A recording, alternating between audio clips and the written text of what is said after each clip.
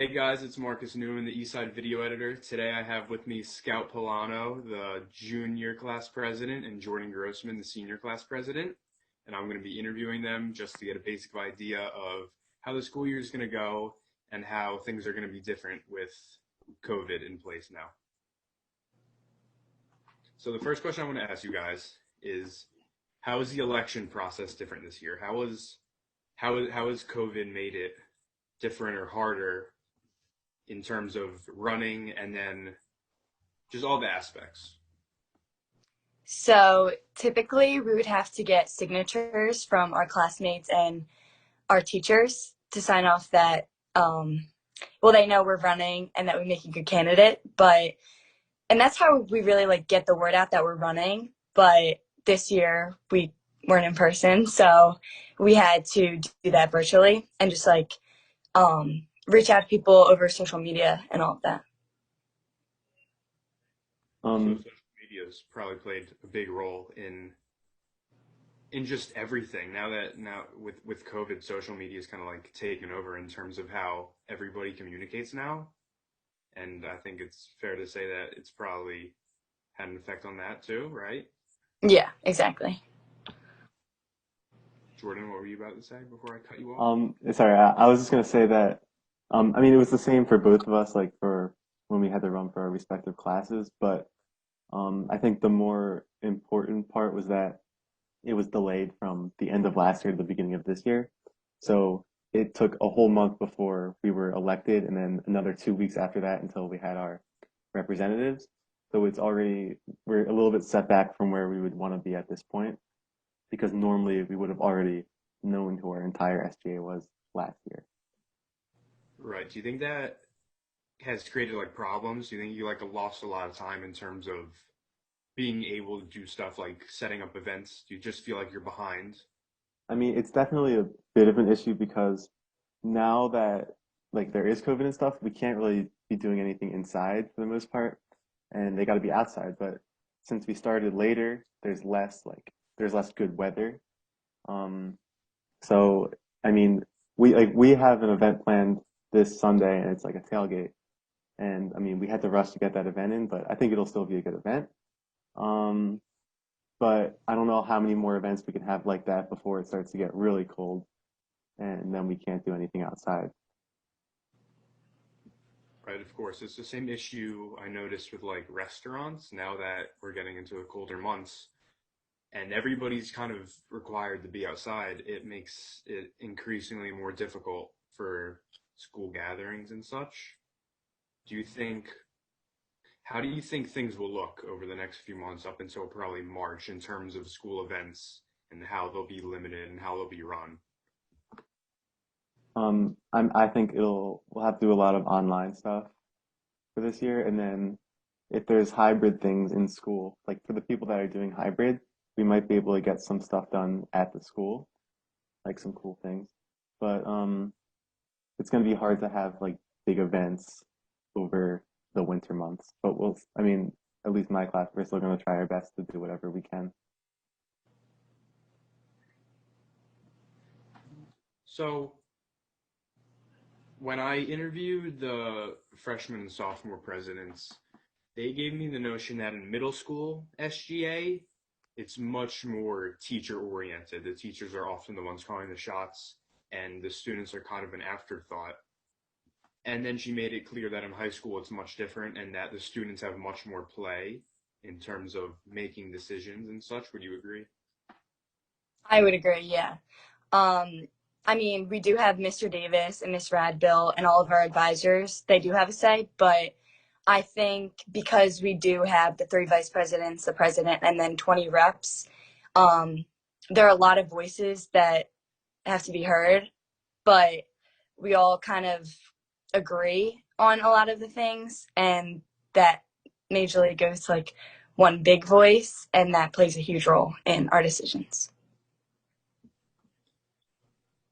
Well, you made it sound like the collaborative process for you guys isn't much of a challenge, but has it ever been in the past, or Jordan, is it a problem for your grade?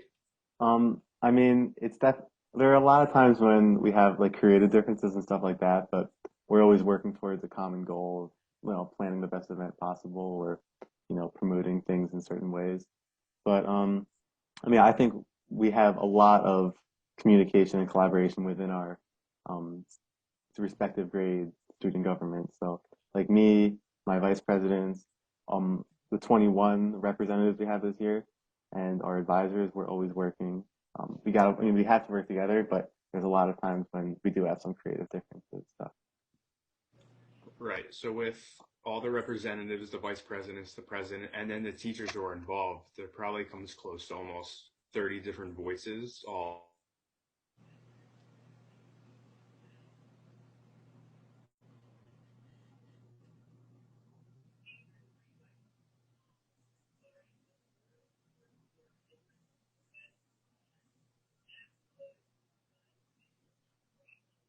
Marcus, you're like cutting out. Like, I don't Yeah, I know. couldn't hear you, Yeah, Marcus. I couldn't tell if Scout could hear and I couldn't, but Am I okay now? Yeah, you're good. yeah. Well, now you're frozen, but I can hear you now. So, You're frozen too, Jordan. Well, if you guys could hear me, that's all important. What I basically asked is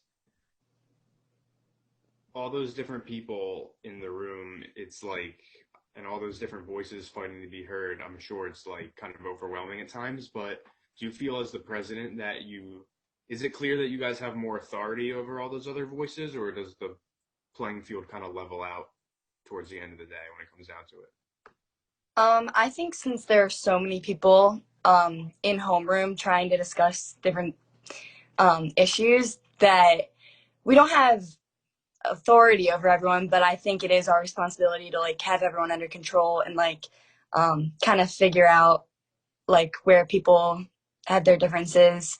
But I wouldn't say that our opinion matters more than like the representatives. Like everyone's opinion is equal.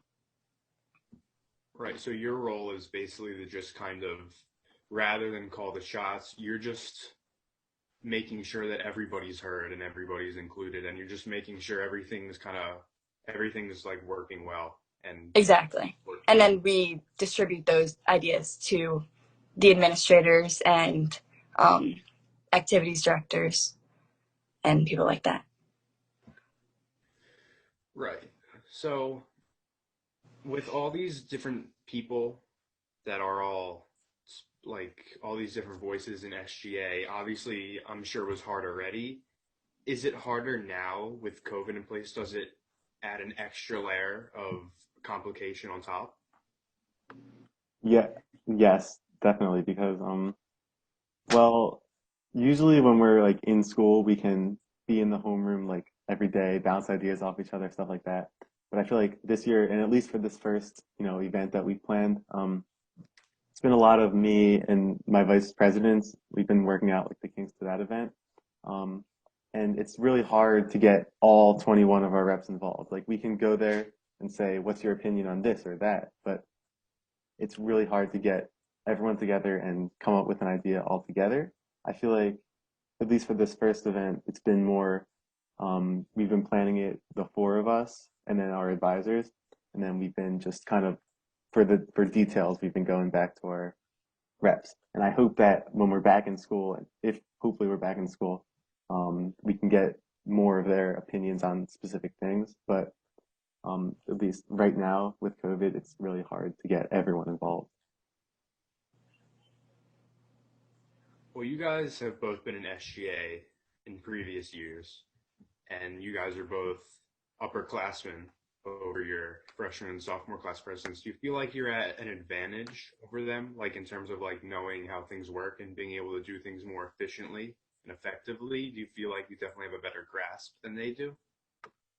Um, Yeah, I think so, especially because we have less time because of how the elections were this year. So I do think we have an advantage. yeah, I agree. Especially being seniors, we have like our senior privilege and stuff. So if there's ever like tickets to one of the games and we want it, we'll usually get priority on that stuff. But also just in knowing like how the school works, like the freshmen SGA, I don't even think they all know each other yet. And Right. then the sophomores, they've been here for a half a year. So they're disadvantaged. I've only even been doing SGA I only started SJ last year, and I still feel like I know a lot more than any of the underclassmen would know. Right. You guys are our two grades, the seniors and the juniors, are the only grades in the school right now who have spent a full school year at least in the school. The sophomores haven't even spent a full year, and the freshmen have spent no time at all at East. So I imagine it's probably difficult for them because they don't really know how things work yet. So I'm going to kind of close us out with kind of a bigger question. And I want to know what's, Jordan, you already touched on this a little earlier, but I kind of want you to elaborate. What's the timeline of the school year looking like? Obviously, there are a lot of big events that would be happening around now. I know the Powder Puff's still running, but like Spirit Week would be coming up. And obviously, there's been, I don't know about what you guys have talked about, but in terms of just the general public, there's not been much anything, any news or anything about how Spirit Week's going to run. And I'm just using Spirit Week as an example, but how do you think COVID will affect these big school events like this? And do you even think we'll get an opportunity to do them at all this school year? Well, if you want a timeline of stuff, I can try to give you like a rough idea. I mean, if you're saying you haven't seen much on your end, I know I've been very busy. Like every day, I've had at least one meeting for SGA stuff. Um, so we're definitely very busy working on things. Uh, so yeah, we're having this tailgate for Powder Puff, and then we've been discussing as all the presidents of the classes and then the school SJ. We've been talking over how we're going to make Spirit Week work. So we're planning on having a normal Spirit Week in April, but we're also thinking about ways we can incorporate maybe a smaller Spirit Week, or we can disperse Spirit Week throughout a few months like that now. So we can have kind of two Spirit Weeks. And then also all of your normal, like your proms, and then all four of the dances, hopefully, we can have at the end of the year too. So, okay, pretty much what I'm trying to say is all the major events are being pushed forward, and we're going to have them, but we're also going to have virtual or, outside events that can work with COVID right now. Now, And can so we yeah. get Yeah, so Mr. Davis did confirm that we're trying our best to have a Spirit Week in the spring. So he said he's going to make it happen, whether it happens on the turf or in the gym like it usually does. But then also with the dances, he said that Frosh is pushed back to February, I'm pretty sure, and Soft Cut would be in March. And then I know Junior Prom is pushed back 3 weeks maybe into like the last week of May. And then junior prom, not junior prom, senior prom. When is that, Jordan? I don't know. They said it was 3 weeks after when senior prom would normally be, so Yeah, whenever so it's that is. probably like June. So yeah, everything's pushed back, but I'm pretty sure they will all happen. But that is unpredictable. Yeah, I mean, we're all optimistic about all these things happening. Yeah, So, and if there's still a big COVID issue when they're supposed to happen, we'll figure out ways to work around it. We're gonna get something done. exactly. Yeah. Well, that's good to hear. That I'm sure makes me happy, and I'm sure it makes anybody listening very happy to know that these things will still indeed happen at some point. But in terms of the events you're talking about, that'll be either virtual or modified while COVID's still a big factor in the world.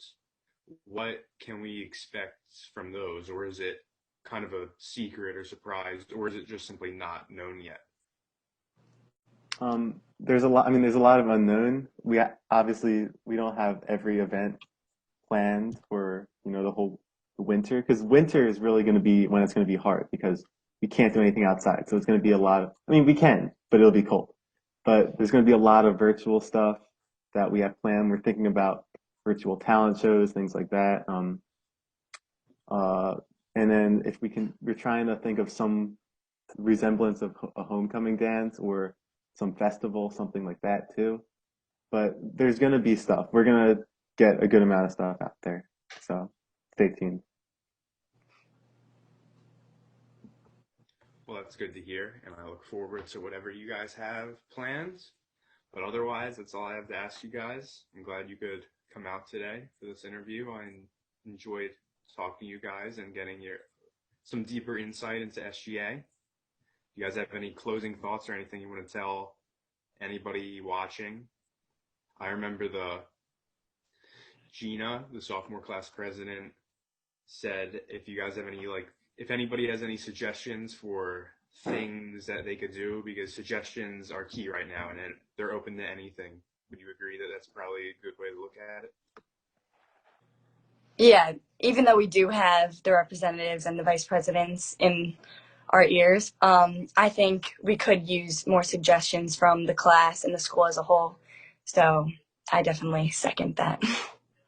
Yeah, me too. I feel like that's a given. If you want to reach out to me or anyone in SGA and give an idea, we're always looking for ideas. We want ideas and we want to act on those ideas. So always feel free to reach out to us.